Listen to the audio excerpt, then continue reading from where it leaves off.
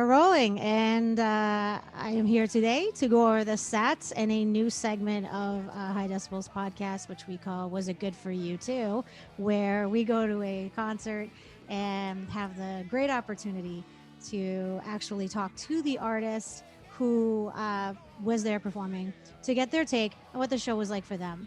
And today I have David Pattillo of Strange Magic here with me today. So hello What's again. going on? How are All you right, doing? How are you doing in great. general? Yeah, Thanks for having me on the show. yeah, Love it. yeah, yeah. Love it, love it. You Um, were you were a highlight of the concert at the were we in Lo- really? I don't know. There was a lady that was really like rocking out to the right of Oh us, super yeah, into it. Blonde woman. I don't know if you saw that. Um, but yeah, I mean, no, certainly. Like, listen, we were feeling very deprived. Um, yeah. of what of what's kind of like our church, so forgive us if we were like going nuts, but you know what I'm saying? So Like rock and is roll. what we could get. So yeah, guys. So that is how we came to cross paths with Strange Magic was this show at Culture Lab, which I just went over in our intro a little while back. So I just want to kick off like before like anytime we uh kind of go through the set list of a show and whatnot beforehand. We like to give people like the background of the band. Um, I did do a little bit of research and I looked at your website. Um, but I ultimately I know you're from Florida. Yeah. Was this like the swamplands of Florida, or were you like a city It's all kid, swamp. or what? Like It's all what? swamp now. Like Everybody's got a gun and it's a swamp. No, that's not true. There's I actually was born in Seattle, near Seattle, called Olympia, a town called Olympia, which is the state of Washington capital. okay, gotcha. And my family moved. My father was in advertising in Seattle, and we lived in Olympia. By the time I was about 5, I think we moved to Florida. Yeah. So I really grew up in Florida and kind of got the beachy Florida chill, laid back thing. But then at the same time, I was always kind of longing for that Seattle edgy Pacific Northwest grunge, I guess. Okay. Do you Or remember it was Seattle? Like, were you old enough to? the Space Needle, Yeah, you remember little things like that. town, things Yeah. like that. But mostly sights and smells. Like I Okay. remember, and of course, the way your mind works. It's all about those emotional things that happen to you in your life. So there was a time when my father saved me from like going down this hill. We lived on the bottom of a big hill, and I was coming down. He was out gardening, and I was coming down the hill because I was really into race cars, and I was had like a big wheel thing, and I was coming down the hill out of control, and Hmm. he like there was a gully at the end of the street, and so he was like, whoa, whoa, whoa, and like I came through his legs. He grabbed me like this, and the big wheel went flying off into the gully. So Oh, I made it damn. past 5. I was an early daredevil. Oh Kind of my. began and end there. Wow. Now I'm just a daredevil on the guitar. I'm really glad that you lived through that. We wouldn't be here. So like, so okay, what were you like? Okay, we know you were raised on rock and roll, which we'll get to that. But like specifically, what what was going on in the household? Like the other day, we were just talking about a different artist, a guest that I had, whatever. And it was like a lot of these artists seems to be musicians like often raised on like jazz and politics, like that's a thing. Yeah, for I don't sure. know what that's about. But like what were you raised on? Like musically, culturally, like what were your early influences? That's a good question. It's interesting. I mean, both my mother and father were kind of socialites. My dad was in advertising. My mother was involved in like politics and working for the Children's Symphony and stuff like that. So they were very active socially. I remember my mother having curry parties. Like she used to make this curry that I was like, oh, it's terrible. Of course, now I love curry. Yeah. But she used to have these parties and all these like these fancy plates and stuff, and we moved from Florida to Palm Beach, and then I grew up in Palm Beach, like pretty close to the beach, and my parents were involved a lot in that. So I think really my older sister was involved kind of in raising me when I was more of an infant. She was there a lot for me. But both my parents my father was he was a like they were both they met in Southern California. So my dad was kind of like the consummate OC, you know, rah football guy. He was a very intellectual, Are but at you the same time, serious? yeah. He I wanted me feel to like be the a apple fell football off the tree player. and just like rolled and rolled and rolled. Go His on. dream was for me to be like a great quarterback of the NFL. That was Whoa. like, yeah, Okay. absolutely. Okay. So Um, so we played a lot of football and stuff when I was a kid, and he taught me a lot of things. He was an amazing dad, you know. But my mother was into. They were both really into music. They had like a cool hi-fi setup, and it was all custom, and you know.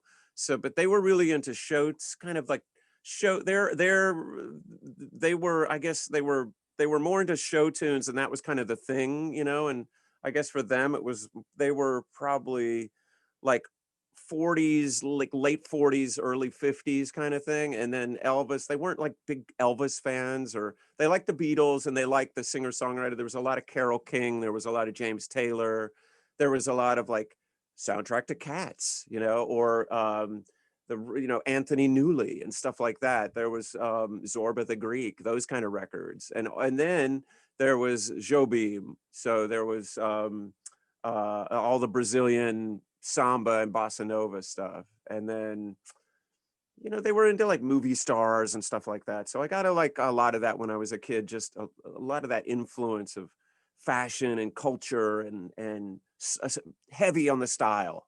A lot of style with my parents. Yeah. Yeah, they were both very good looking. And my dad used to wear an ascot in the 70s. And, you know, it's like super cool, you know, but always kind of living beyond their means. And that's what it is. You know, they always used to say to me, you know, it's like the society, it's like you got a lot of people that are just living on credit cards and beyond their means. And my parents were certainly doing that all the time, you know. So it wasn't like we had a lot of money, but they like to play the part, you know. So how did you come to be what you are? Like you just seem I'm like I still said, like becoming. I'm still becoming. you're Are we so different. Like how I mean, obviously, like you have like these like blues influences. Yeah. Where did this come from? What made you Like, gravitate towards yeah, these I think when you styles? like you know, when you whittle it all down, if you kind of extrapolate the goodness from everything, eventually you get back to jazz and blues, you know, because that's sort of True. or African music. And um, I think, you know, anybody will tell you if you get into a modern artist to try to distill what they're doing and where it came from. And so I just got back. I went back and I was a big fan. Like growing up, I was pretty much only exposed to classic rock because we used to listen to classic rock radio in Florida, and um, we knew all the classic bands, and that's we grew up like Stones, Beatles, Pink Floyd, and then we got and of course Led Zeppelin, and then that's where I remember the blues. I remember being stoned at the midnight movie and like waking up, like falling asleep and waking up, and Jimmy Page was playing Since I've Been Loving You, and Okay. I didn't know that that was the blues per se, you know, Yeah. but I guess maybe I did, but I didn't think like, oh well, he's probably just playing like you know an old Lightning Hopkins riff or something, you know. I wasn't thinking that way because I didn't know. So, you know, we just weren't exposed to it like you are now with the internet and all these fancy new modern things. But Right. so you kind of had to find it in your own way, and it would seep in its own way. So um so yeah, I got into the rock and roll, and then my sister was going to University of Florida, and she got me really into all the punk that was coming out and the new wave, and that for us at the time was it was an amazing time because at that time that music didn't sound like anything. I mean, to hear, you know, the edge of U2 playing I Will Follow and that guitar was like, what the hell is that? Or to hear the Talking Heads or Brian Eno's production or David Bowie's, you know, Scary Mom. Oh, that was probably later, but maybe, you know, any of the things that we were exposed to, like even Ziggy, you know, getting exposed to that was like, what? Who is this? Right. And we were Right. always kind of exposed to it by the music, not so much by the image, you know, so we weren't connected with the image till later. Yeah.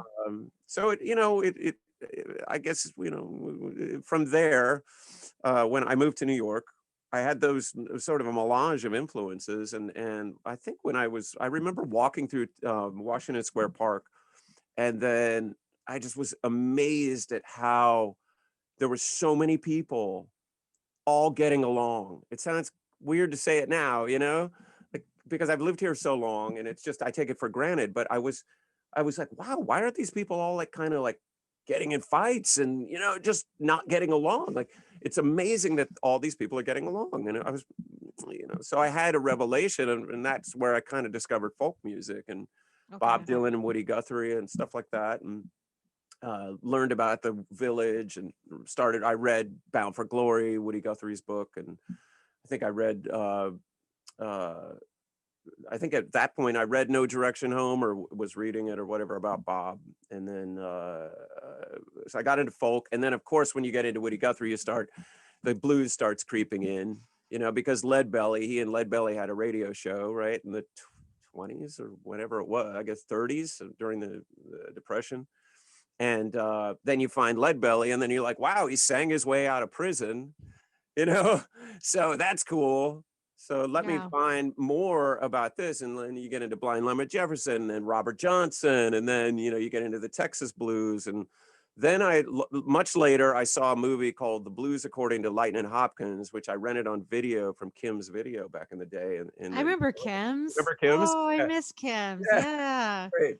And they had a copy of this blues. It was a Les Blanc film that's about 25 minutes long, and it'll blow your mind. It's just so beautiful and eloquent in the way that uh, it's in the way that it shows you what the blues really means, you know. And it's an interview with Lightning Hopkins, but he's going around his hometown, which is Centerville, Texas, and you know, he's going to the barbecue. He's hanging out with his friends. I think Mance Lipscomb's in there jamming with them. He's got a friend on harp, and they're just stomping in the dirt, and people are dancing, and there's like kids Wow. dancing, and I was like, wow, this is it, like the most visceral. I think I was always on. That's why punk rock appealed to me too, because I was always looking for the visceral experience. You know, like what was that kind of immediacy of that? Plus, I'm a Taurus, so I'm like really into the earthy shit, and I so am also a Taurus. oh, hey, yeah, bull Mhm. stuff. All right, well, let's not get too bullheaded. But yeah, you know, so that appealed to me, you know. Nice. So then, like, how did you end up ultimately finding the band members that you are with today? How did you like? How did it all come together? This band that you have now. Strange Magic, yeah. So I have a band called the Dead X's, which is me and a drummer, and it's me just playing a lot of slide guitar, like thrashy punk blues. And we did some touring. We opened up for this guy Ray Wiley Hubbard, who's an Americana artist, and we were in between that kind of Americana and punk blues scene, and then went out to the Midwest and played the Deep Blues Festival, which is a great collection of punk blues musicians and stuff like that. And then it just got to the point where the drummer wasn't able to tour, and we just, you know, and I said, forget it. I wanted, we did two records that are on Spotify. You can get them, Dead X's, EXS, Okay. and I wanted to expand. You know, I wanted to make a more like better production record. Where'd you find the band members? Players. Oh, right. Back to the question. I'm getting like a politician. Just take it off in my own place. So yeah. So I first, so I started this. I got asked to do a residency. Actually, I got asked to play at this place called Bell Rev in Tribeca, and that was 5 years ago, which would have been like what now, 2015. And it was March of 2015. I did my first show there, and it was me playing solo, doing the Dead X's thing with a boot box and slide guitar, just me solo. And it started picking up. And then they were like, "Oh, can we put a go-go dancer with you?" And I was like, "Oh, all right. Well, I don't know. Does she have her clothes on?" And they were like, "Yeah, no, it's fine." I said, "All right, fine." So then I had a go-go dancer, this girl Velvetina, that's now has her own thing going on. That's great. But so we did this duo kind of. She was dancing, and I was playing slide guitar and blues, and it just grew and grew. And then one night we were playing, and they're like, "Kim and Kanye are coming in 10 minutes," and we were like, "What?" You know? And literally, there were two people in the bar that were listening to me playing and her dancing, seeing her dancing. And 10 minutes later, there was a barrage of flash bulbs that were Holy going off, shit! and two What? SUVs pulled up outside the bar. And Channel then, like, K. within three, all of a sudden, it was like the place was packed. with people, and here they are. And I found out later that um, Elon Musk was with him. I didn't even know because everybody was just like Kimmy Kanye. You know what I mean? And Yeah. plus, they just come in this like, Meanwhile, there's also a genius. yeah. And I was like, wow, Elon Musk was here. I really would have liked to talk to him. And it Yeah. was Harley Kloss, I think that the model at the time, and they had gone to some kind of like icons dinner or something like that. And so yeah, it was. I think it was the time when like Kanye was on the cover of Time magazine or something like that. It was like 2015. It must have been 2015. Like, how did this happen? Like, why? Why? They'd had some connection to the restaurant. One of Okay. his producer was an investor in the restaurant, I guess. Did you know that at the time? No, I had no idea. And I didn't even know that because he had been coming up. They had an old out of tune piano on the side of the stage. And so we kind of like mic'd that up. And anytime somebody was around that played piano, they could jam with me and whatever. And it turns out that Mike Dean, who's Kanye's producer, is a killer, like barrel house piano player, like killer. He's amazing. Okay. And he's like the dude that's been working with Kanye forever, and he gets him the samples and he does all the grunt work and make it happen. Anyway, so he sits down one night and just starts playing this killer blues piano. So I was like, dude, what's up? And he's like, yeah, man, this is I grew up playing this stuff. Or I think he's from the South. I don't know. But so we had a great time. And then after it was I knew that he worked with Kanye, but I didn't really know or have any expectations. And so sure enough, they showed up. And so that was a wild night. And then the night just grew. And as it grew, I added players. So the players were kind of, I got connected with these kind of NYU jazz guys, and I had a great bass player and drummer. And then they went off and got on these big tours. So then I got these other guys that they kind of knew, and then some other guys that they knew, and other guys that they knew. And eventually it evolved into what is now Strange Magic. So the drummer has been with me for about, I don't know, 4 years now, 2 to 4 years, something like that. I think he's been with me the longest. And then that's Jordan, the drummer, and the sax player, Jeff, plays with Harry Connick Jr. He's amazing, and he tours all around with Harry Connick Jr. So he was on Broadway, and he's been, but of course with COVID, they haven't been touring. So he's been with me like a couple of years. And then Megan on bass and Steve Conroy, they've been kind of swapping roles because Okay. with COVID, Megan had to take off to see her mother in, I don't know, in the Midwest or something, where she's from, Utah. And then Sean plays keys with me, but then also there's Joao, who plays keys with me, who plays with Sean Lennon and Les Claypool in the Delirium. So they're off touring, right? So Yeah. I have like three different tiers of people that play with me. Tiers is the wrong word, but alternates. Uh, Okay. so yeah, so now we're in the kind of COVID era, which is Steve on bass and Sean on keys, and that's the band you saw. So was this show at Cultural Lab? Was this the band's first like quarantine era live show? Well, Like, no, the not counting live streams, but yeah, so like yeah, in person. we so we, I'd done the Bell Rev. Literally March of 2020 was our 5-year anniversary, and it was like right in line with COVID because we played a big show at the what's it called, the Rose Bar at um, uh, Gramercy Park Hotel. We did the Rose Bar show, and that was amazing. And then the next night, like COVID hit New York, and that was it. So it was like March 10th or something like that. So that was the end of Bell Rev. We were like, okay, we'll take a break. We'll take a break. And then ever since, COVID has come back, we haven't been able to do Bell Rev because they don't really have an outdoor, ability to have a band outside. So I had been asked by this guy, John Mado, who runs a place called Marshall Stack, which is right upstairs here from the studio. And he had been asking me a long time, can you come and play acoustic or like just play on Sundays, like whatever, I'll give you a free beer. Mhm. And I was like, I don't really need to do it because I have this residency. And we would do other shows too, like Brooklyn Bowl. Like we were supposed to play Brooklyn Bowl March 29th, I think, it was our Okay. big party. And then of course that got canceled from COVID. So I was down here working in the studio, and I would come up, and Johnny, they reopened Marshall Stack for some outdoor stuff about in June, I think end of May, June. And, Oh, okay, you okay. know, so I was like, all these windows open? And it's all windows. And he's like, yeah, yeah, yeah. I was like, okay, then how about we do this? I'll put the bass player here, the drummer here, I'll be there, and the keyboard player. So we play in the In the window. windows? Yeah, You're that band. You like, yeah. do you know that that video like went viral? Do you know Oh, that? really?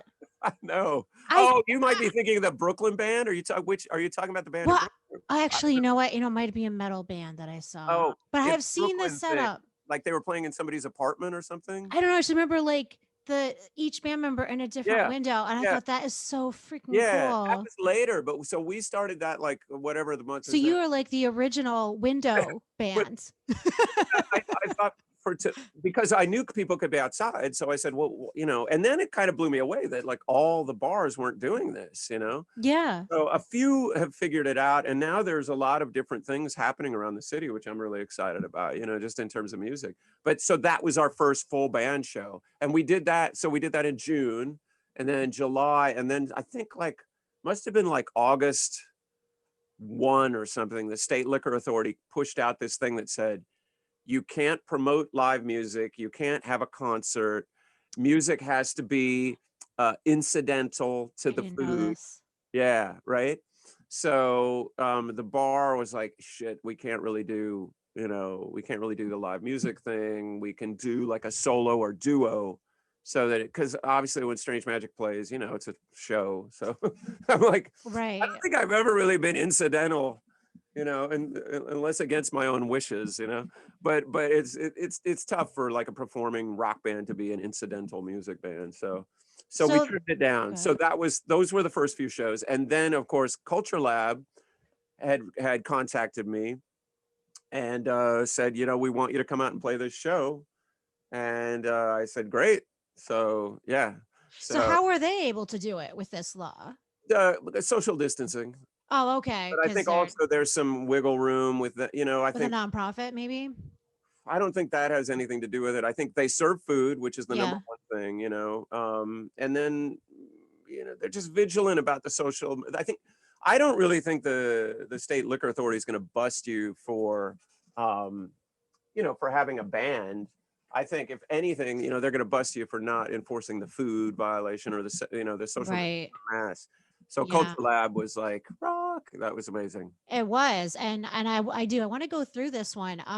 So I came in a little bit late in that I didn't really catch the opener. Really, it was like I came in, got a beer, and it was like you guys. I think that you opened with Channel T, is my understanding. I think we got into Channel T second, maybe. I think Second, oh yeah, we opened okay, with the opener track off, which was probably good because we kind of messed it up. But it sounded. I saw some recordings and it was kind of okay. But this song called "Curtain Up," which is the that was lead the first one. Okay, from 2020, because that's kind of like the idea of that song is to be a great opener. Uh, okay. and so we opened with that, and then I think we went into Channel T. So you probably just missed one. Okay, okay, yeah. And Curtain Up, you said is like off the new album, which Yeah, from the one you just 2020. dropped in March. Okay, Right, cool. but you can get on Spotify and Yeah. all those places, Apple Music. What did you think of the setup? Like was it working out in terms of, I It don't was know, cold. I mean, sound everybody, you and guys everything? were cold probably, right? But I mean, we were cold. And the funny thing is when you're as a musician, when it's cold out, your fingers don't move like they, Right. you know? Yeah. So there was a lot of sort of trepidatious feelings at the beginning of the show because we were all trying to keep warm and keep our hands warm and, Especially thinking for the sax, because you know what I'm yeah, saying? Like I play but trumpet and like when your oh brass my gets God. cold, it's Yeah, just yeah, yeah. like you're just Oh, constantly right. like trying to get Yeah, air through it. right. You know what I mean? Exactly. Yeah, totally. That's I true. didn't even think of it. I was Yeah. thinking about me. I was like, I'm cold, and I didn't even think about you Yeah, guys, I and I mean, for should a guitar have. player, I didn't think about that with Jeff with the brass getting cold, but for me as a guitar player, it's like the neck Yeah. is really sticky and like your fingers just don't move quickly. It's like Yeah. you're not the things that you can normally do quickly are just it's a challenge. Some My people like God. the challenge, like Jack White's always like, I like a guitar that'll fight me back, and sometimes it's good to have a little challenge or restraint because when you're just kind of unleashed, it's a little like, okay, dude, I can see your chops or whatever. It's sometimes good to have a little fight to to get a little more soul into your playing, you know. Okay. Well, I mean, I don't know. It seemed to It work, like was just whatever was going on. I was really thank you. feeling it. Yeah, it took us a while to get like to where we like to be. But you know, as musicians, we're always talking about where we'd like to be as opposed to the audience and what they're getting from it. And I always remind my players if they're complaining after the show or whatever that they didn't play their best, that it really doesn't matter if you played your best. It's how people enjoy the show, you know. And Yeah. And like I honestly people were so into it first. I think honestly, we were definitely not the only people there that this was like sort of like their first like plugged like I had seen some a lot of acoustic acts and that sort of thing, but this is like kind of the first really plugged in thing yeah. that I was able to catch. And it was just like, and that's where we hit the third song, which I do not have the title of it. The notes are really fucking rocked. Keyboard player so good, he slaps. I was really into the rose gold drum kit as well. It's my favorite color. Oh yeah, that Um, was like they hooked that whole thing up. That was their back line. They did oh, really? a Okay. job. I brought my guitar amp, but they yeah, like Culture Lisa and Culture Lab, like shout out to Lisa. She did an amazing job like hooking us up. Oh, wow. There, yeah, Cool. they did it super pro, super pro. Yeah, and so you felt like this the sound engineering was what it needed to be and everything like Oh that. yeah, Yeah. I was very happy. I mean, rarely are we that happy with, you know, that kind of So yeah, I mean, it's just like for me anyway, it was like really coming together. Both from the audio standpoint, but also just visually. This was the point at this song was when the sun started to come down. And I mm, don't know if how we looked to you guys, but you guys looked incredible. Like the light just hit you just right. It's I just know the light was beautiful, like beautiful. orange So cute. and Yeah. yellow tones, golden tones. I was just like, wow, Ah. just perfectly timed. Um, so and that's where I said in my Instagram story that like I feel like I just had sex. Like this was that. Yeah, sex for That's the first time. That was good. I that's when think that I happened. screenshotted It that. was just like everything came together, and I guess it was Miami. Yeah. Um, Wow. so at this point too, I have this funny note that you made. I feel like I was like, I have to resolve this with David. Um, myself and my friends were sitting pretty close to the front, and all of the notes that I'm like have right now, I was taking in the moment, and I have at this point, David makes a remark about high tech. Is this about me taking the notes? And I was like, Oh is no. he because he's gonna think I'm texting the whole time. And I was like, that's not what's happening. It was not That's he's like funny. giving it like right in the face. And I was just like, is he calling me out? Like, is this Oh like no. Yeah. James Murphy type moment where like I wasn't so okay, it wasn't Oh, did personal. James Murphy do that? That's funny. Well, he does not like, people like recording Right. concerts all the time, which I understand, but I was just like, Right. I hope to God these people don't think that I'm just like texting my friends the whole time. Yeah, It yeah. really was like taking down what Yeah. songs y'all were playing and then, get putting a bunch of stuff up on Instagram and whatever. So, okay. So you did not direct that towards me. I No, gotta no, say no, that. no, definitely not. I was probably talking about Lo-Fi High. I was probably just like a lot of times I have this Pop Staples record, you know, the Staples singers, where he's just kind of rolling on between the songs and he's just telling you stories like about what the song, not about what the song's about, but just the emotion of, you know, they're all spiritual, you know, gospel songs, you know, but the way he rolls through the meaning and continues each song, and sometimes I'll try to emulate that, you know. I He's like that. I like that you do that. I feel yeah, like it's like you kind of take the temperature of the room, but we also get a yeah, sense of where you're at, but it's also a mix of that and like a little preamble to the song you're about to go in. It's sort of like a way cooler version of the patter that you would see in like cabaret shows. Do you know what I oh mean? cool, It's just like thank you. where I just feel like I get a sense of I don't know. It's just how do I put it? When a musician does that, it sort of lends itself to feeling very genuine and connected. Right. You know what I mean? As opposed to just sort of like, just trucking through each and Yeah. every song to just sort of like connect with us, the audience. So I really like that. Okay, so then I had that you had a ballad. I think this one was called "Gone" or "She Gone." Is that Gone, yeah, Gone. Yeah, yeah, yeah, "Gone"? Really we like played that that pretty one. early, I remember, yeah. And I have a note here that I found you to be a pretty good storyteller. I really like the story of this song, but it Thank was kind of a heartbreaker. Wait, can you just give me a quick rundown of the background of that song? yeah, Or uh, yeah, just a past relationship, just, yeah, okay, yeah, it was, just heavy moment, when you're really like, when you're really at that, on the brink of sort of, on the brink of a dangerous moment in your health, be due to the, being too addicted to somebody else, you know. I And felt very seen during that song. I was very like, this, seen. yeah, I was like, this is Oh, cool. very relatable. Wow. You're like Um, my song psychologist. I'm gonna send you like all my songs and be like, what do you think of this?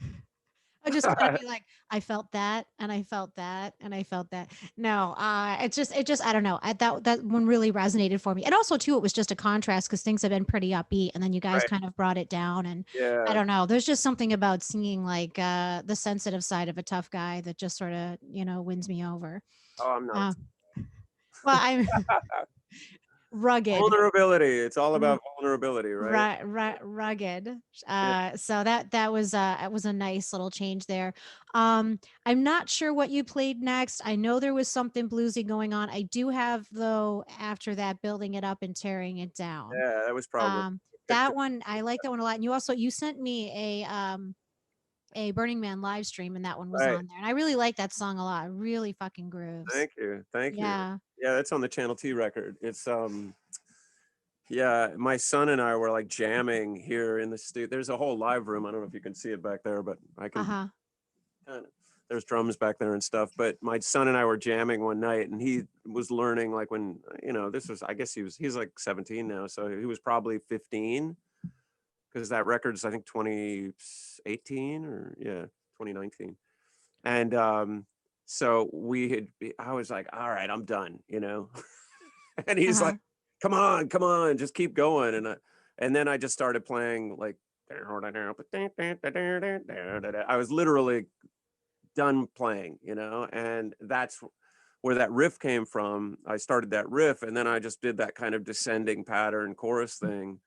Um, and it was kind of a throwaway thing. And then when I listened, we recorded it and I listened back to the recording and I was like, oh, this actually works. And it's interesting how that happens. I know like one of the things Keith Richards would talk about is how they would, a lot of times the Stones would just be nodding off and then it'd be like, Angie, Angie, you know what I mean? Like, Yeah. uh, the idea that you're literally like almost you've given up the whole trying to get it right or trying to do it or you've exhausted it in some way or another and then Uh-huh. magic comes, like Yeah. beautiful. I think beautiful music and all that stuff, it's not so much, it's rare that it's like this ego thing. It's something that comes to you in a more um energetic way. I think what is it, the Buddhists say that ideas are kind of passing us by and in the ether, and then they come down and decide they want to be a part of us, as opposed to us making the idea. It's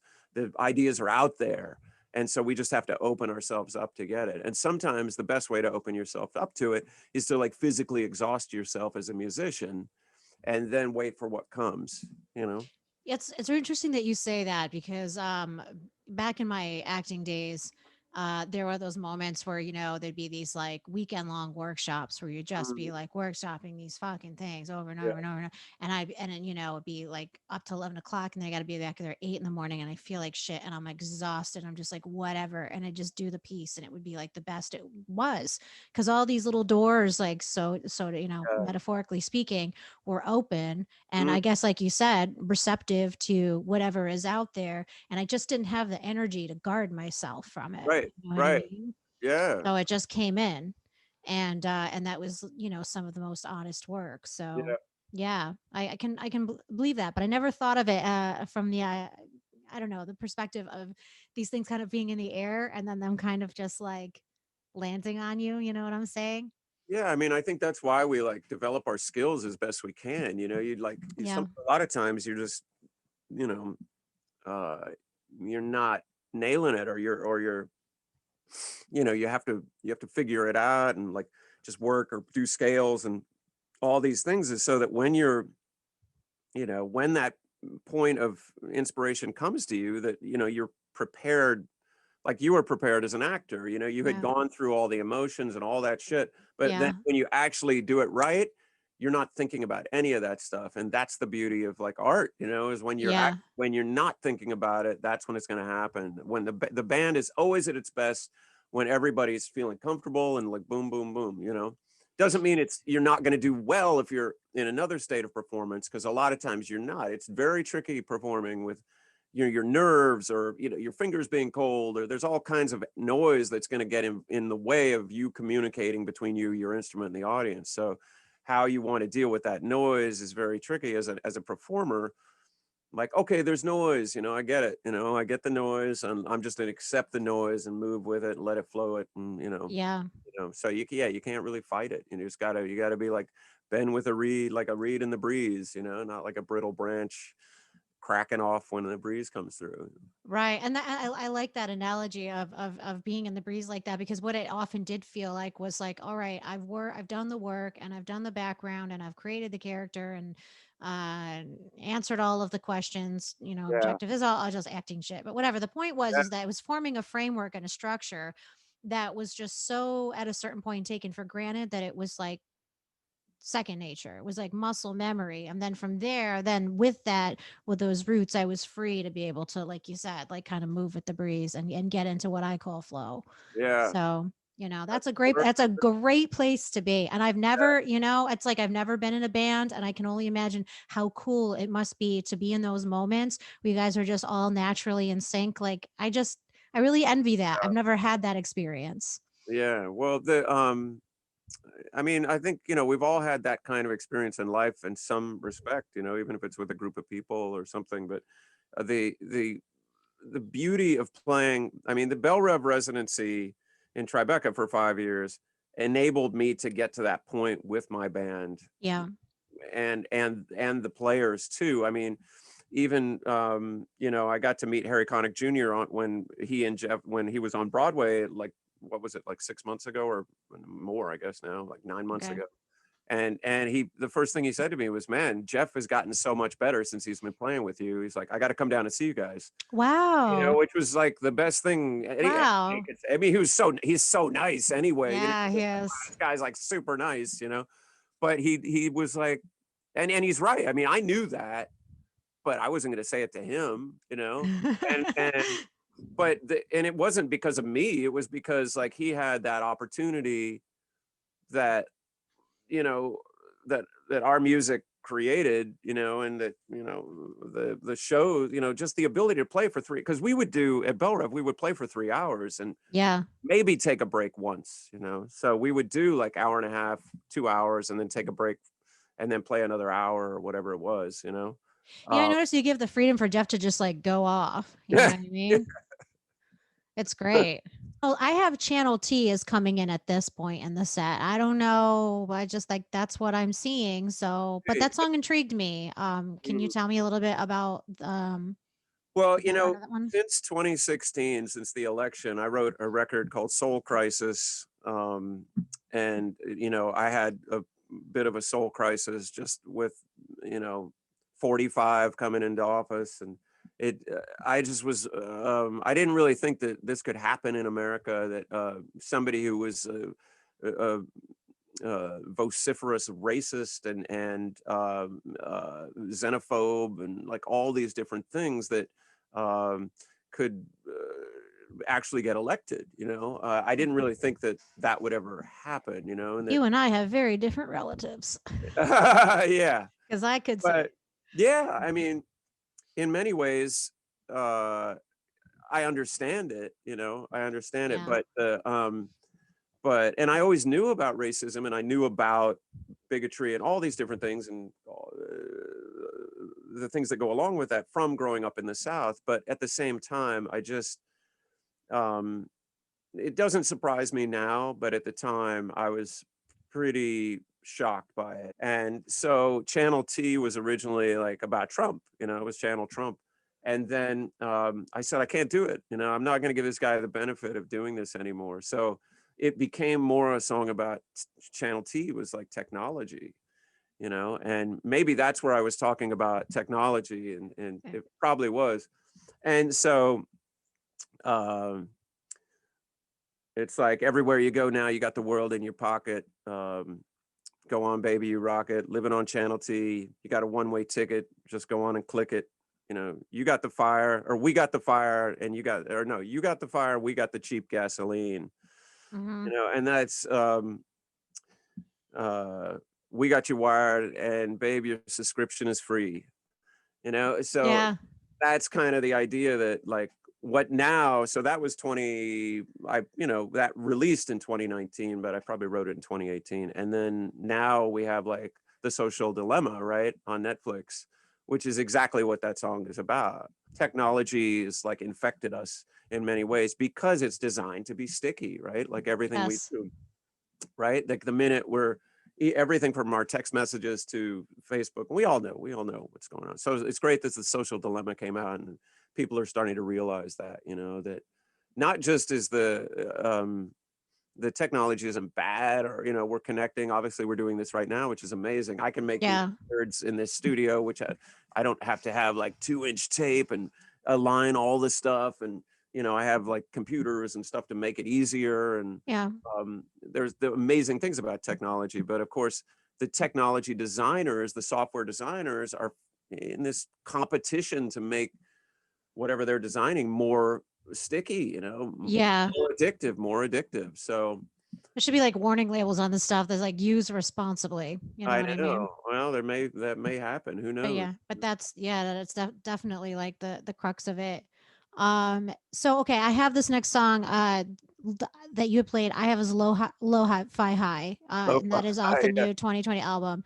I just remember at some point here you mentioned something about what spending cash on maybe about Instagram models. I feel like you said something like that, which I was like, that's on you. Yeah, Um, sort and of. Oh, but that's cool. don't follow her, follow us Yeah, at High Decibels Pod because we appreciate you. I yeah. don't know. I don't know if that was you speaking from personal experience. I won't ask, but I think like all guys are dealing with that right now. Is that because Instagram, again, to make it more sticky, they're pushing the bikini girls on you like constantly, and it's like, whoa, uh, dude, I just want to like go and check my messages, and then you get like this feed of like these, it's just like it's out of and control. what can you So do? what can you What do? can you You gotta do? click on it. But go to the Uh, profile and scroll. so that's one of the concepts that's in there. I mean, the concept of the lo-fi high is that we're like, let's just look at a photograph, for instance. Okay, if you really want to look like maybe like an Ansel Adams beautiful black and white of a mountain, let's say, okay, and you see it in a gallery on a wall, you know 16, like whatever size, 16 by 20 or whatever it would be, like something big, right? And 2436, maybe something like that. And you just sit there and you stare at that photo for hours because it engulfs you. It's amazing. It's a beautiful image. And then you look at it in a postage stamp size on Instagram on your phone and you're like, oh yeah, I've seen it. So we've come to the point in our world now where those two experiences are considered to be the same, but they're not. You're dealing with a facsimile of that experience. So our culture, the lo-fi high is the facsimile of the real high, and that like we're all living on this facsimile experience in our life. And the So facsimiles are so easy to move through. That's the other thing. It just be like, the real thing, you take your time with it. But the facsimile, it's like next, next, next, next, next, yeah, just moving through people. the third verse I think is it's like another message on my phone. Sometimes I wish my friends would leave me alone. I ain't looking for conversation. I need a romantic destination. All these pictures, all these beautiful things. My friends are dining with kings and queens. I'm just a commentator at the gates. I should be hanging with the heavyweights. I got a lo-fi high, you know? And that's the vibe, right? Like we're looking at these pictures and like I'm sitting at home on my, couch, and this person's like out dining with kings and queens and like swimming in these beautiful pools. And we're looking at this curated lifestyle that maybe that person isn't even in that country at the moment. They were there 3 years ago and they're putting it Right. like they're there now. And that's happening all the time. Or the catfishing thing that's happening on Instagram with people, and the face filters and the body slimming filters and all this stuff, it's like, wow, I'm it's using a ring light. Is that bad? you Is that tricking you? look lovely. Listen, I would be in shadows right now if I wasn't. Deep in So the Shadows. yeah, but That's the follow up to Lo-Fi. I mean, to Deep in the Shadows is my second Trump record, actually. I would be deep in the shadows right now. So Yeah. you Oh, know, I have a little light going on over here. yeah. So Yeah. okay, it's not Yeah. just me. So we're Yeah. both No, cheating a you little got to, bit. lighting is important. I mean, Yeah, you got to have exactly. light. You got to have light. I have the next one that you did was "Raised on Rock and Roll," which is off that like same Mm, titled 2016 album. Very bluesy. Like this was pretty straightforward. You know what I'm saying? Like I don't know. I just really dug it. thank you. It had its moments that really hit hard, but you achieved a lot. I noticed this in the music a lot, but particularly in the song with the levels that you achieve, where you bring it down really quiet and then, Mm, give some opportunities for Jeff and dynamics. Sean Yeah. to shine and Yeah. then building it back up. Really liked that one, but I'm assuming the background of that one is just really about. I mean, where were you coming from when you wrote that one? Was that just kind of like a straightforward, like I just want to write a really good blues tune, or like what was the deal? I was like, so there was a guy named he's still around, Kel Calco. He's a DJ, and he it's funny now with COVID. It's like I don't know where any of these people are. You know, like there was a whole nightlife thing happening. Yeah. You know, and I don't know where anybody is anymore. But except if I follow their Instagram or whatever. Um, but so he had a band, and they were all these young like rock and roll dudes with long hair, and this was probably like 20, must have been like 2010 or something, and they were cool, you know, they were super cool, and they had this whole there was a party called Ladyland that was at Don Hills before Don Hills closed, like right before Don died. And then we were doing or they were doing this party up at the, what's it called, the Hudson Hotel on 56th, right? On Yeah. the roof, on the, or no, it was in the library of the Hudson Hotel. It was I so remember cool. that You, space. Yeah. yeah. So, and these guys were like these flamboyant, like kind of Victorian looking rock and rollers. I was like, what the hell is this? And it all started down at St. Jerome's. So there was like Gaga was part of that scene, and then she had like her friends like Tommy London, and then Kel was in that a little bit, and um then she went on to her thing, and kind of those are like her, they call them the Rivington Rebels. And there's another guy that Brian Newman is a horn player, that Lady Gaga's horn player. And then he had it, now he's got a show, and before COVID he had a show in Las Vegas of his own. And he plays the Rose Bar like all the time when he's here, like he had a residency at the Rose Bar. Anyway, all those cats were kind of part of this scene, and I came onto it later when Kel was involved. And I remember that I had a band in like 2009 or something, and we used to, for fun, we would jam like Long Train Running, the Doobie Brothers, you know, because you know, I love it. and like at that time, and nobody was listening to that shit, you know, and so I remember walking into St. Jerome's, and Ian Eldorado, this DJ, was playing Long Train Running, and there's all these like rock and rollers with long curly hair and like hats and like the scarves, and I was like, what the hell is this, you know what I mean? And it must have been like 2009 or 2010. And so they started having these parties, and anyway, so Kel had this band, and he was kind of like, yeah, I got this band. And so I wrote Raised on Rock and Roll for him, and then he was just kind of like too cool. And I don't think I think I may have, like I said, I got this song, you should do it. And I don't even think he ever listened to it. Previous to that, I had sent it to this like big country artist, this Americana artist that I'm not going to mention his name, but I was like, dude, I got this great song idea for a song, and I think we should write it together. So I sent him like a little voice memo of me singing the verses, like, or just the verse. I was born on the Rolling Stones, Van Morrison's Domino. I was raised on rock and roll. Jimmy Page and my air guitar. Ziggy Stardust and the Spiders from Mars. I was raised on rock and roll. And he never said anything. And then like 3 months later, he ends up doing a record, writing from the guy with Big and Rich, which is a huge, multi-platinum country artist, and releases his record. And the lead off song is, I was born on the Rolling Stones. And I was like, what? and I was like, well, I guess it's a good idea. You know what I mean? So then, and his song is like whatever, you know. It's not called "Raised on Rock and Roll." It's something about trucks or something, you know. It's like a country thing. So I said, "Oh well, I guess I had a good idea." So it forced me to, you know, it got my act together to write the song, and then, you know, sure enough, that was it. So that's how I finished. But I wanted to do a listing of like the songs that were important to me, or that it Hmm. was hard because, you know, you can't pick all your favorite songs, but it's a listing. I like listings. You know, Soul Crisis is a listing. That's a listing.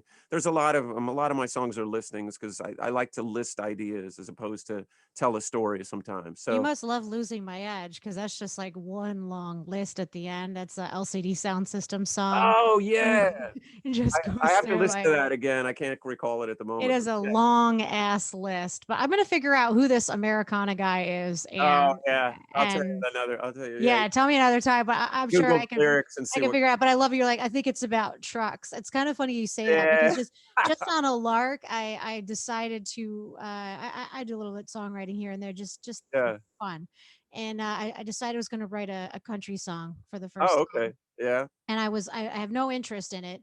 I just wanted to see if I could do it, and I right. realized I was like all I really need here is some like keywords like trucks, Yeah, America, blue jeans, mama, apple pie. Yeah, beer, yeah, yeah. right? Hayloft. And so I just took all those things and I don't know, put together a chorus that could be, belted out to the Yeah, back of an arena and blah right. blah blah, maybe three chords and I was like, "Done. This is Making good." out in the hayloft with that apple pie with mama coming down. You know, yeah. And I also made it like a not so subtle song about lesbians, Nice. which would never fly and but I was like, but it could because this song is just so it was just so mainstream that I was like, I think I could slide this in and people won't even notice. It's like this love song. But I made it palatable because it was not, Right. it was like one of those things like, like that Katy Perry I kissed a girl type thing where it's like, oh, I didn't know that this is what I was into. You know what I mean? So, and I was like, also too, it's like if you take that sort of like homophobic country audience, certainly they can deal with lady love Yeah, before man yeah, love. So I was yeah. like, let's start somewhere. Let's see if we can sneak this in. So I entered it into a songwriting contest. We'll see what happens. All right, good. Um, Excellent. but yeah, it's very funny that you said this. I think it's a song about trucks, and I was like, of course it was. I Yeah, don't know. It that's just made me think of that. I just went off on a tangent there. yeah. So it came Anyways, together. Yeah, it yeah, came together. exactly. So that it was It fun. took It a was fun long though. time. It amused me to write this song. It really did. Okay, so I have here a song that you did. I have written down "Dose of Love." Is that Oh actually? yeah, that's new. Yeah. Yeah. Yeah. Yeah. I was getting some like serious David Lee Roth vibes here. Really? Yeah, because I was like, "Oh, there's something here that feels a little bit sleazy." Not in a Oh, bad way, good. but Oh, but wow. I but don't like but it was just like, actually, "Oh," you know what I mean? I I don't liked know. it.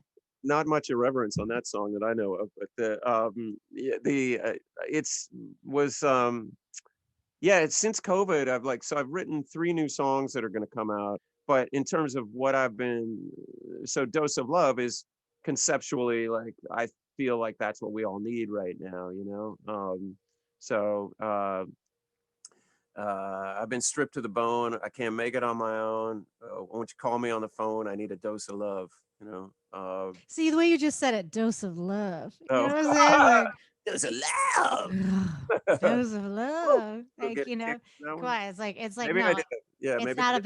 it's not a bad thing. It's not. Yeah, But it was just like, oh right, that's what I remember. yeah. That's where that note came from. Nice. Yeah, no, I like it though. I like it. Yeah. It's just I don't know, Thank it's you. smooth. I mean, honestly, at this point, it was very hard to like really take notes and keep track because I find this at a particularly good concert, and especially since it had been so long, I've been so deprived from seeing live plugged in music that at a certain point your music just kind of took over for me. This was at the Okay. end of this first set and I really was just not in a headspace to really intellectualize anymore or Yeah, really keep track of details and yeah, I just at a certain point it's like I always feel when I'm going to do an episode like this a level of responsibility to like stay in the right frame of mind and not get too lost in order to yeah, sort of guide the show through. But sometimes at a certain point, it's like I'm still human, and Right. sometimes the music and your soloing here was just killing me. And I was just like, I was like, I just want to throw away my phone.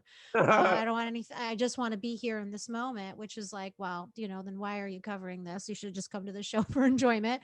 Yeah. Um, but yeah, that was the thing. It's like, I allow myself that though. I'm like, I'm a human being, and when I'm just absolutely carried away in the music, and that's why I have no idea what songs you were playing. I just allow myself to roll with it and go with it. And I was at a very good headspace at this point. Like, I don't know if you realize like what a gift you give to people, uh, especially right now when, oh, I'm tearing. Shoot, Oh, I am. I'm getting that way. But no, it's such a well, gift thank that you you. so much. It's a gift that you give to people. When there, I mean, this, I don't know how to describe it. There really isn't any other experience for me. I'm not a churchy person really, Yeah. where I can go and have that sense of community and that sense Mhm. of feeling uplifted. And music Yeah. really does do something to our brains. I read that book, This Is Your Brain on Music, and I barely understood it, but there's definitely like some neurochemical basis here. But yeah, so getting back into it. All right, so we had a break here. And oh, but this was the point where I had a chance to, I first saw Sean, and I just, let him know how much I loved what he was doing up there. And then I got a chance to talk to you, which I was very nervous. So you were very nice to me, and I really appreciated that. Um, Wait. I was nervous. This is cool rock guy, Oh, thank you. But I don't know how we got into it. We started talking about like cancel culture. Oh, I was really interested in what you had to say about that. You were like, it's got to go, man. Like, uh, it was a spiritual moment. I think we were having like that was the beautiful thing that was happening out there, and that I think that you're tapping into is that there was a moment there of like, I feel like it's the pop staples moment, where you are like kind of getting the tenor of the crowd, and you're getting the vibes, and it I think for the first time. And I've had the problem with playing in the windows at Marshall Stack, which I love, is that there's a window in between you and the crowd, and even though it's a window frame, it's still a window frame, so you're getting it's a frame of reference, and where you have a different frame of reference where you're looking out on this beautiful crowd and this city in the background, and these lights are coming down, and by the time it got to be night, they had these amazing floodlights on us. yes, They're like yes, super cool, and the pictures are amazing, and the videos from that are amazing, right? um, but there was a palpable sense of, hey, something's happening here, like we're getting these people going, and these people are into it, and it was a beautiful thing, and then I'll get like carried away. I think those are the moments for me that really like where the love starts to like translate to me. I was listening to uh, listening to a podcast the other day with, I think this guy's named Simon Simonek or something, and he's like a business, like a geek, but like very intuitive, interesting, self-help kind of guy. And he was talking about your why, like you got to find your why, and you got to find that point in your life where that love, you felt love, like you felt in complete massive love, whatever it is, it could be with your parents or whatever. And those kind of times for me have come in that moment where there's that crowd, and then you're people are with you, and it can be a packed bar. It doesn't have to yeah, be hundreds of people. It's all about that energy and just packing it in. It could be, 30 people in a small space, but when everybody's feeling it, and you're on it, and the band's going, and everybody's swaying and sweating and feeling great. There's something that happens that's bigger than everybody, that's bigger than, yeah, and it's bigger than you. So we that was it was getting there. I feel like it got there, and maybe that's what you were feeling at that time. Is like, particularly like as the night got, as the night grew darker and the lights were coming on, and like, wow, this is really connecting. And outdoor shows are always like that, when you play an outdoor show and it's dark and the lights come on, that's when it really gets good, so yeah, what happened that night is that, yeah, like, wow, well, it got dark, and then we were just like rocking, and then they were like, oh, you guys can play it a lot later, so we played till, I think we played like an hour longer than we were supposed to, and finally we had to shut it. And everybody wanted an encore, and they were like, "Dude, you got to go home." It's like, Were so there it was, people like were there people standing in the back and like dancing? yeah, Was that happening? yeah, yeah. See, the It's only reason I was where I was is that I could get illegal, really good pictures of you. right? Right. But otherwise, if I had just been there for enjoyment, I would have been back there and doing the illegal Uh, thing. it, Um, I'm so yeah. glad you guys were so chuffed from that. It's like Lisa, the promoter, was just, she was so happy at the end of it, and it really, it meant a lot to us because it just, it's rare for a band that we should have more of these things happening. I mean, people were safely social distancing. It shouldn't be about the music being a problem. The music is not a problem. It's like things Mhm. that bring people together should not be considered a problem right now. We need to, people were very good about wearing their masks and stuff. And, Yeah. you know, that's all good. Let's figure it out. Let's figure out how we can do this thing. We Yeah, can't like let COVID being completely like strip us of, being not together creates its own like set of problems. You know what yeah, I mean? That may not absolutely. be as on the surface because we hide them. But in your second set, I don't know the name of the song. You kicked off with something that's like they had this sort of cool 80s feel ballad. Like the sax was very prominent, this whole business. Um there was something I think was called You Got the Move. You Got the Moves. Oh yeah, if you got the Yeah. time, I got the love, bro. Yeah, That's that was yeah, a fun one. that's on Raised on Rock and Roll We record. had Don't Mess with a Girl from Texas is a Texas, note I right? Yeah, have. we played that. Yep. And oh, this one I really liked. Something about always you're how you're always going to be your best friend. I can't remember if you said Oh it yeah, or yeah, if yeah. it was Yeah, so or that's sang called it. Worst Enemy Best Friend. Uh, Um and that your own. I love that one almost sounded something to me that could like be in Rocky Horror. It was kind of glam to me. It was kind of 70s Bowie. Really? It was like 70s Bowie to me. Yeah, yeah, yeah. I Okay. really liked that Yeah, a lot. nice. Okay. Uh you had a this one I don't know the title, but I just remember have this lyric here that stuck with me about saw you hanging by the studio. Oh And yeah. So I that's the new single that's gonna come out. That's called Can't Remember to Forget You. okay, And I like that one a yeah, lot. That reminded me of like a 70s ballad, like yeah. So many summers that long stuff. ago, I saw you hanging by the studio. Yeah. You were there was something in the way you stood. There was poetry in the way you stood. There was reggaeton playing in the neighborhood. Uh-huh. Uh-huh. I have Wonder Wheel. I have that was like Wonder very Wheel. Yeah. Bowie Oh, ish cool. Yeah, it's to kind of me like again. yeah, it's like a Ziggy kind Yeah, of. you were just covering all this ground that I was just like, wow, like what can they not do? It was just like Oh, always that's great to hear. surprises. People are always Uh, like, "What's your genre?" I'm like, "I don't, rock it's and roll." yeah, Like, no, no, no, but you have to pick one. it's Are all you over the place. Yeah, retro? Are you? And I'm like, well, I don't, it's very, anytime if you're in a band now, you're really forced to go down be compartmentalized. Like, and that can be a bit of a, it's a bit of a struggle. And also if you're truly like doing original, an original idea, you're not yeah, welcomed into the community, of, not necessarily people out seeing you play, but into that community of kind of the system of like, okay, we're going to put you on Spotify. You have to pick your genre. yeah. Humans like categories. We love them so much.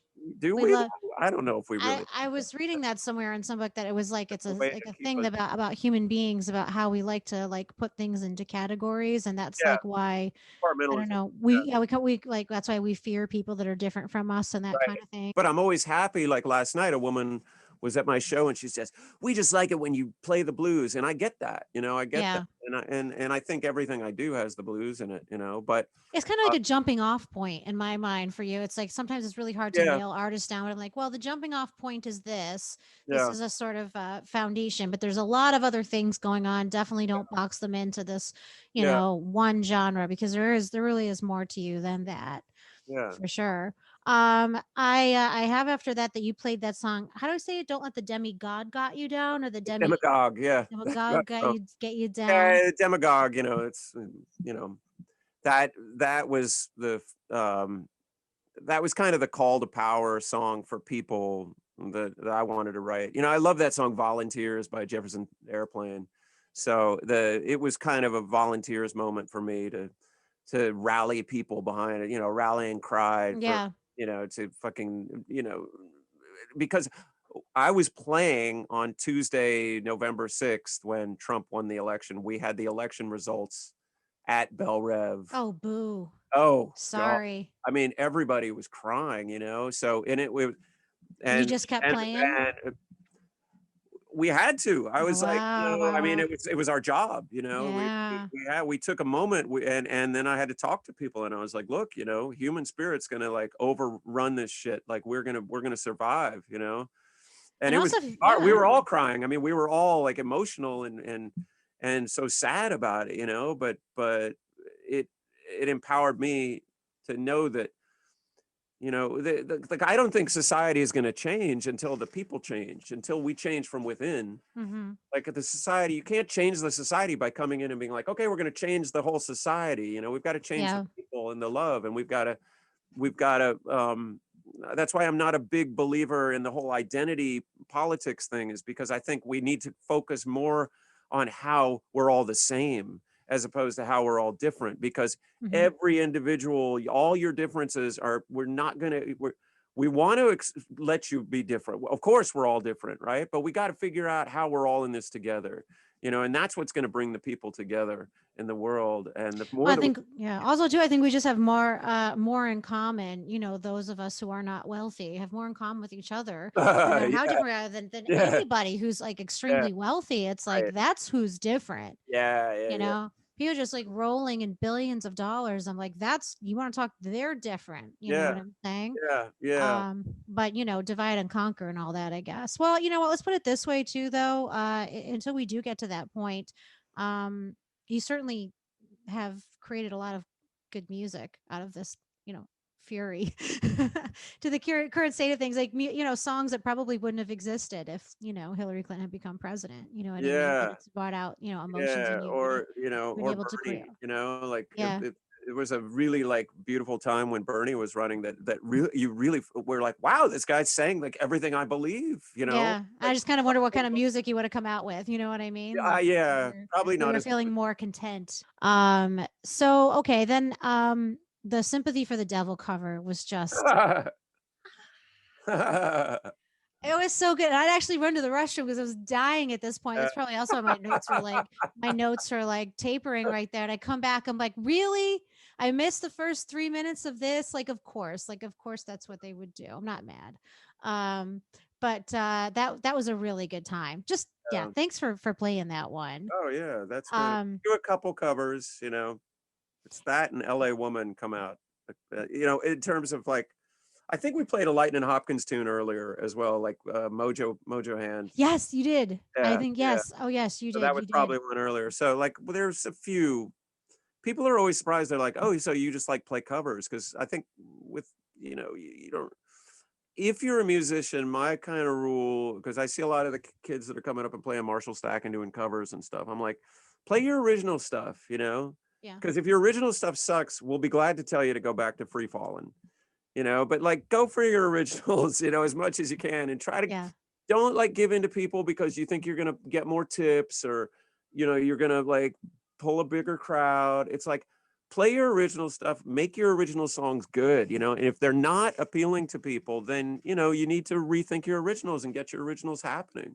You know, the more that we get focused on just, you know, being good and doing the best we can as a quality, like putting out a quality piece and something that you're going to live with, you know. Like when I was touring in Holland in the 90s, and as a solo artist, and I met, and I was I was total American guy, you know. Like we have this idea in America, there's American dream, and the big American dream, and that, you know, the rags to riches kind of story or whatever. And I remember meeting this, who became one of my best friends, he still is, in Holland, this guy Ernie Green, and he said to me, you know, I'm just making my music for when my kids grow up. And he didn't even have kids at that point, but he was like, when my children grow and I'm gone, that I'll have left an archive of my work behind that people can look at and go through, you know? And I was like, That's awesome. fucking Wow. noble, you know, that's noble. And it just put me at a,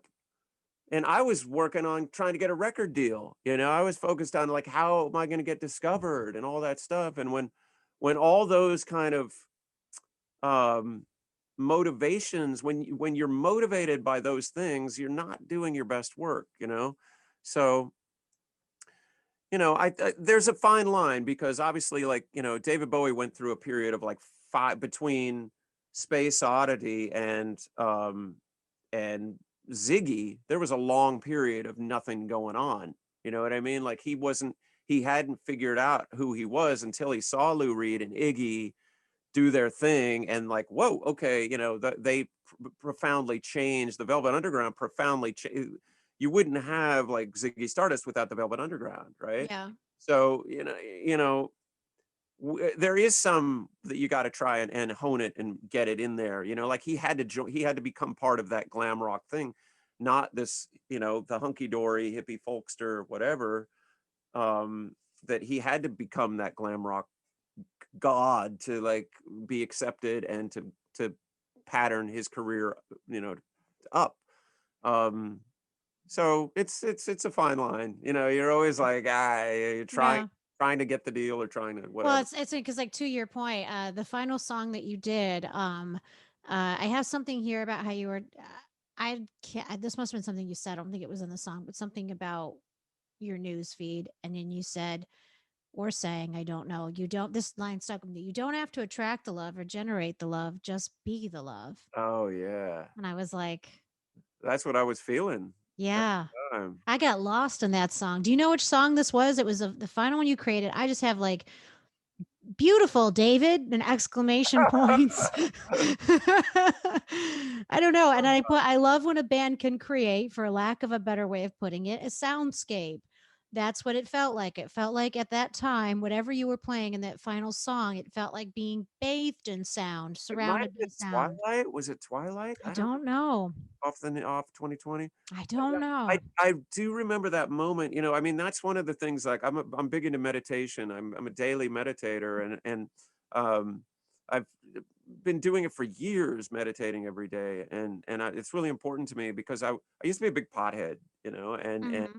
and I never, when I smoked a lot of weed, I'd get like all excited, and I'd write all these things, and I'd have all these like wild like things in my book and all this kind of stuff, and it was always kind of jumbled, and then I would write this like kind of frenetic thing, and then like a week later I'd be like, I don't even like it, or worse yet, like go and record it with my band, and then like 6 months later be like, the lyrics really aren't that happening, and it was always the lyrics that were the problem. It was never the guitar playing, or it was always that the lyrics were, there was something too personal, or a chip on shoulder paranoid thing that was happening, or, and it's still like, that's the, uh, that's the, what's the word? Kind of that's the elephant in the room when I'm writing a song, is that the personal, is it getting too personal? Is this getting preachy? It's really hard to write a song like Don't Get the Let the Demagogue Get You Down with That, or Soul Yeah. Crisis, without being Yeah. preachy. Like, how do you write like a song that's political or whatever, that's trying, without being like coming, it's very difficult to not be on this, or you don't want to put yourself as a writer up on this like platform, and Well, you're, what I end up doing sometimes is, like, if I find myself in that predicament, is I place myself in the shoes of the person that does not want to hear what I'm saying, oh, and I'm that's a like, good idea, yeah, what could I say that would make this palatable? Do you know right, what I'm saying? How do right, I sneak the message in? yeah, absolutely, So that it's like less my point of view and more how my point of view yeah, is landing, you yeah, know? yeah, yeah.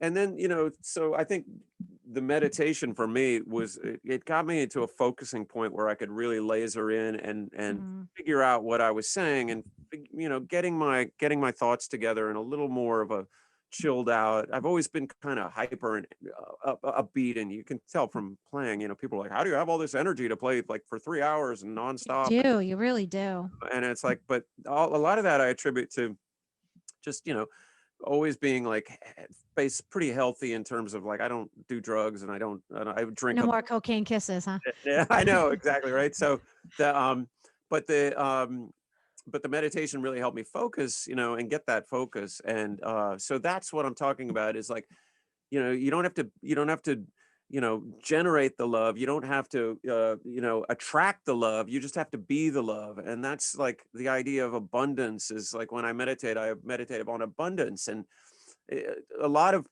the gurus and stuff will tell you, well, you want to generate or you want to attract that abundance. And for me, it's just about opening up and just accepting the abundance in the world, because the abundance is there for everybody. Cool. And like to focus on abundance for yourself, you don't have to, you're worth it. Like who you are. It doesn't matter if you're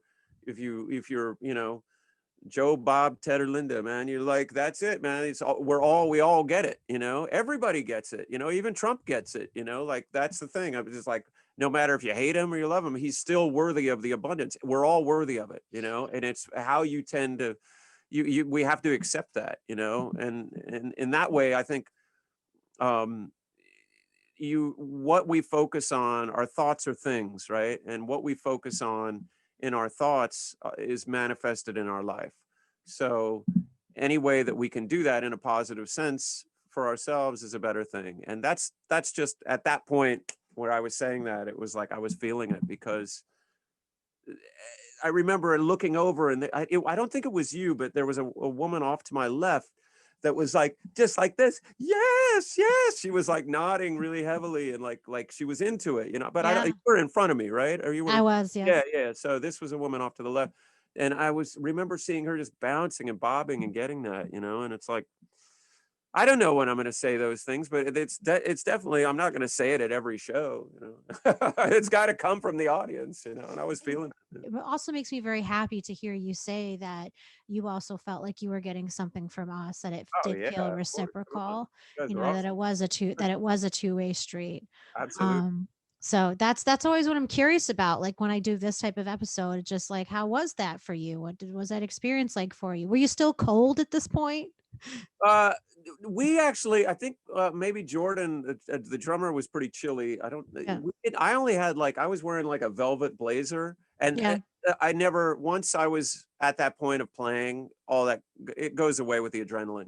Yeah, I was kind of thinking But I that. think and also when you're singing, you tend to generate a lot of body heat. That's why singing Uh-huh. sweaty, and BB King's got the towel, and Yeah, like, but when you're outside, it was pretty much like the first, I think, below 70 day. It was like in the 60s, wasn't it? Like it low, was chilly. Yeah, it was and it was like, breezy. It may have been yeah. high 50s. I think it was And high. we're by the water too. The final song that you had, the very final one, I think it sounded like a country song to me. I don't know what it Probably was, Cocaine Kisses. We usually end with that. but Was that that? was, I don't know. I don't know. If I listen through to my recordings, I may be able to find it. But again, I was so carried. These are when the things get really vague. That means I was so lost in the moment Good. that Yeah. Yeah. I just couldn't take a note anymore. But yeah, I do recall them saying like one more song, one more song. The guy's like, okay, we have to go, or they won't let us do this anymore. Right. Right. That Right. sort of dad moment. But yeah, super great set. So so the people know if they want to like see you in the future, like are there opportunities to see you play in the near future, or do you have any leads on places where people can go to Yeah. I see think that. Well, events, because people want to see stuff? wow, I know. Well, Marshall Stack is going to happen. I think the 20. What's the date today? Today is the, okay, let me Well, just hold on, I got it. Okay, okay, so I think the next Marshall Stack is the 17th. okay. So that's a Saturday. It's a week from Saturday. A week from, so 2 weeks from yesterday, but the 17th. And what's the setup there? That's it's me and Spada, Sean, the piano player. Okay, but I mean, like, where is the audience? Like, how is Audience it? at the pen. They call it the pen on the street. Okay, With the, and the van, and you guys are in the windows. yeah, Okay, yeah, and there's some tables on the sidewalk as well. okay, So cool. they're going to have, I think they're discussing heaters and how they're going to do like the propane heaters, or maybe there's going to be some electric brought out. Okay, They're figuring it all out. Like all the restaurants are figuring that shit out. and So yeah, it'll be socially distanced and outdoors. I think the 17th and 23rd at Marshall Stack is the plan right now, okay. And as far as I know. do you have any recommendations of just places in general, or where people can go to see music that you've really enjoyed? I've thrown a few out on the show, but I'm sure there are many that I'm not aware of. Yeah. There's very fun Tompkins Square Park, Okay. is really fun. There's a bunch of bands playing there. My son's band has been playing there. Okay. Um, there's a band called Pink Clouds there that's a lot of fun. It's a um, they're playing on like Saturdays. Tompkins Square is great. Okay. There's a guy called Charlie Crespo you can follow on Facebook who Okay. he's like running. I love this guy because he's going from venue to park to venue to park all around the East Village and Yeah. finding like where the live music is. Yeah. So that's What's been his name really on encouraging. Facebook again? Charlie Crespo, Crespo, and he goes. What's his? He's got some other, but its best thing is just follow him on Facebook. All right. That's good to know. So it's a good because yeah, people have been asking me, and I was like, I'll see what I can tell you. Yeah, I mean, people Um. told me there's like all these like rave parties in Bushwick kind of thing with like DJs and Oh stuff. yeah, But there's one going on right now, actually. oh yeah, I'm sure. But it's like, all right, Yeah. guys, come on, let's get some bands. And Yeah. I mean, I don't know. Like TVI has a rooftop. I don't know why they're not having bands. I don't know. I mean, the thing that is the club has the great thing about Marshall Stack is they stepped up to they figured it out. They're like, Yeah. we're gonna hire people to play. We're gonna throw some dough. And it's not a lot of money, but like the club has to step up and say, and Yeah. it's hard because they've all gone through 4 months of not being able to run their places, and 5 months, what is it, 6 months now, we're 6 months into this. But they lost a lot of money, but they have to step up now and say like, hey, we're going to have an acoustic act. We're gonna figure But something the out. strange Yeah. thing is that most of the places that are doing this are not the music venues. Yeah. So if I wish, that's my hope, is that the music venues come out and show that they really are music venues and supporting the artist, and like let the artist play on their doorstep or whatever the hell they have to do. It's not that hard. It's not that hard to make it That's the happen. thing. It's not, It's not. It's It's not. But they not. need to, come up with a little help to help the artists and pay them a little bit of something, and then the rest is Yeah. tips. I mean, you've got like Lenny Stern and Mike Stern playing on the streets in New York City. You've got jazz artists that are, that won Grammy awards that are playing on the street. I mean, Lenny K Woo. from Patti Smith played in his windows the other day on Second Street, on like near First Avenue. Apparently, like I know Lenny, but I didn't know he was doing it. But you know, the, you got amazing musicians that are willing to play on the street now. So let's step up to the plate, Yeah. you know, So you can also have a because all it drink. does is it just raises the consciousness of the neighborhood. Yeah, you can have a drink, it can be your fun party, but it's like, let's bring the music back because people do really appreciate it. And especially in a time when DJs have seemed to take over the world, it's great to Yeah. that people are realizing, and everything you said, the experience that you're having watching this live music and having that visceral experience is just, Yeah. that's what it's all about. It's That's incomparable. yeah, And I feel like we're getting to that point really quick where we're going to realize like we just have to figure something out and bring this yeah, back. So yeah. fingers crossed. Um, I have really kept you for a long time. We just got really into it. But I will wrap this up. And are you frozen right now? Oh, it looks like you're frozen. I And don't know. Wait, yeah, there we go. let's There we try go. to Okay, make I got you. Okay, I got you back. I can make it. Um, I want to just thank you again for like taking the time to talk to me about this. We get a sense of your music and everything, and honestly, this just gives people hope to feel like, all right, someone is out there, someone is, stuff is happening, on a smaller scale, but not all is lost. So it was really cool to be able to talk to you about Well, all of thank that you. Thanks today. for me. Thanks for having the interest, and means a lot to us as a band too that you're supportive.